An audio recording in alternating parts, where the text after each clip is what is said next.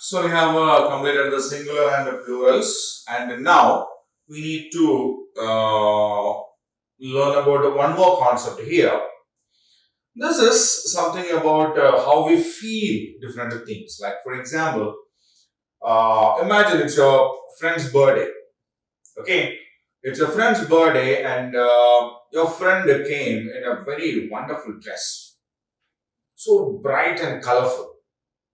Okay, the moment you got into the class, what you saw is your friend in this particular dress. What do you say at that time? How will you express that feeling that comes in you? Huh? We say, wow. Isn't it? What do we say? We say, wow. Huh? What a beautiful dress. What a great dress. Isn't it? So this first part, this particular, that expression has all the wonder, all the happiness, amazement that you had in that. No? You went to play, the bell rang, you ran back into the class, your friend didn't come, the teacher came in, and your friend came later, and as she came in or as he came in, he was crying. You asked what happened. He said, I fell down and I got my leg injured. What do we say? Oh, isn't it? We suddenly say, oh, because we thought she or he might have gone for something else. Okay, we might have gone to buy some chocolates or something like that, and he's going to be late. And when they come and say us that they have not gone anywhere like that, but they met with an accident, they fell down and they got injured, they got their leg injured, then we say, oh, what do we say? Oh, right? Imagine the sports day. Sports day. Your friend is participating in a running competition, 100 meters running race or a 100 meters or 200 meters running competition is there. Your friend is running. We will cheer them, come on, come on, come on. And imagine your friend won the match, won the race, competition. What do we say? We say, hooray.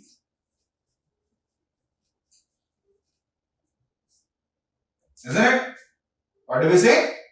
We say, hooray. Right? Or, it's a holidays. You went for a trip, came back. Now it is the time we cannot go for the school. Imagine you went to the school and after a long time you met your friend. Huh? You met your friend after a long time. And how do you treat them? You start with a hi. Isn't it? You start with a hi. So look at these expressions. Wow. Oh. Hooray. Hi. So these are very simple, very short expressions, isn't it? But they express a lot. We need not make a speech over there how beautiful the dress of our friend is, isn't it? Huh? The entire feeling that we had when we looked at our friend's dress is there in this. Wow. When our friend says she or he has fallen down, and how sympathetic we are, how sorry we are, that is there in this, oh, isn't it?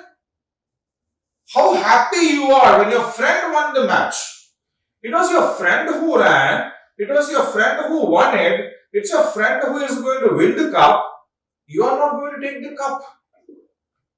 But that expression has how much you, you wanted your friend to win that. Hooray!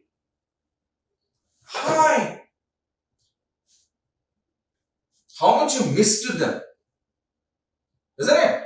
So these kind of short expressions which express a lot about what we feel inside is called interjections. What do we call them?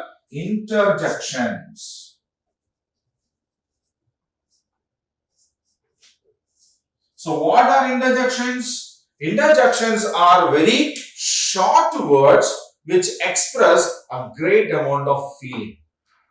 Interjections are very short words which express a lot of feeling. So when we use an expression, we need to take care of two things. One, the first letter is always capital. Right? The first letter is capital. That is the first thing that we need to observe. And the second is, at the end of these sentences, we will have a mark, a punctuation mark. What is a punctuation mark? It's a line with a dot below that. It's a line with a dot below that, and this is called an exclamation mark. Right? So this particular mark is called as a punctuation mark, a line with a dot below that, and this punctuation mark is called an exclamation mark, and these kinds of interjections should have an exclamation mark at the end. Right? So these short expressions should start with the capital letter and should end with an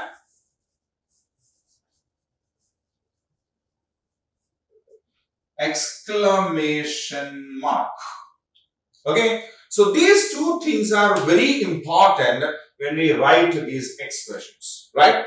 We use such kinds of expressions because when we write something, if we want to express such kind of feelings, then we have to use them. Okay, so interjections are very short words which express intense emotional feeling that we feel inside, right? And that is used in writing because in writing also we have to express such kinds of feelings, right? So when we use an interjection, there are two things that we need to take care of. One, the first letter of the interjection should be capital. Okay, if we come to know somebody has lost something, we usually say, alas.